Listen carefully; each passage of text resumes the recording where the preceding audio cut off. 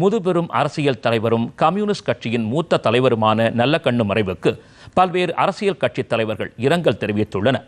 குடியரசு துணைத் தலைவர் CP ராதாகிருஷ்ணன் விடுத்துள்ள இரங்கல் செய்தியில், தொழிலாளர் உரிமைகள், சமூக நீதி மற்றும் ஒடுக்கப்பட்டோரின் முன்னேற்றத்திற்காக தமது வாழ்நாளை முழுமையாக அர்ப்பணித்துக் கொண்ட போராளி நல்லக்கண்ணு என்று கூறியுள்ள குடியரசு துணைத் தலைவர், எளிமை, நேர்மை, தியாகம் மற்றும் கொள்கை உறுதி ஆகியவற்றால் அனைவராலும் போராட்டப்பட்ட பெருந்தகை என்று குறிப்பிட்டுள்ளார்.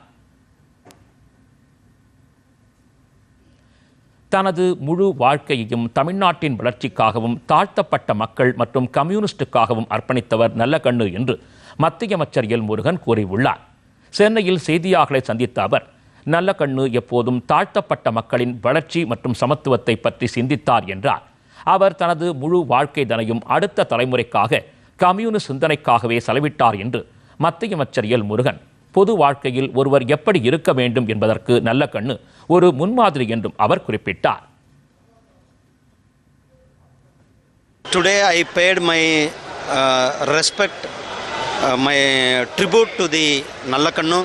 He's a tall communist leader and he sacrificed entire his life to the society and to the downtrodden people and welfare of the downtrodden SC, ST, OBC. See, his entire life he spent like that, and he lived his life as an example to the others. He lived in a rental house and he lived in a government allotted flat. He don't have his own house still. Whatever his ideology, for his party ideology, he stood for that ideology strongly, and he come forward to donate his body to the general hospital, and he took his treatments in the general hospital only. So this is not a living example how a person has to be live, and he given a model to the next generation. So I deeply express my condolence to his entire family and his party karyakartas. So I salute to Nallakannaiya. அனைவரிடத்திலும் அன்போடும் பாசத்தோடும் பழகக்கூடியவர் நல்லக்கண்ணு என்று அதிமுக பொதுச் செயலாளர் எடப்பாடி பழனிசாமி கூறியுள்ளார். நல்லக்கண்ணு மறைவை ஒட்டி எடப்பாடி பழனிசாமி விடுத்துள்ள செய்தியில், பிறருக்கென வாழ்ந்த சிறந்த பண்பாளர் என்று தெரிவித்துள்ளார்.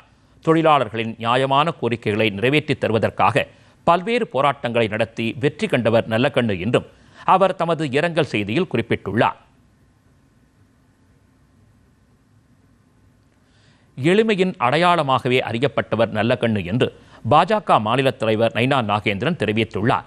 நல்லக்கண்ணுவின் மறைவை ஒட்டி நைனா நாகேந்திரன் வெளியிட்டுள்ள எக்ஸ் தள பதிவில், மிக இளம் வயதிலேயே அரசியலில் அடியெடுத்து வைத்து நாட்டின் சுதந்திரத்திற்காக பாடுபட்டவர் என்று தெரிவித்துள்ளார்.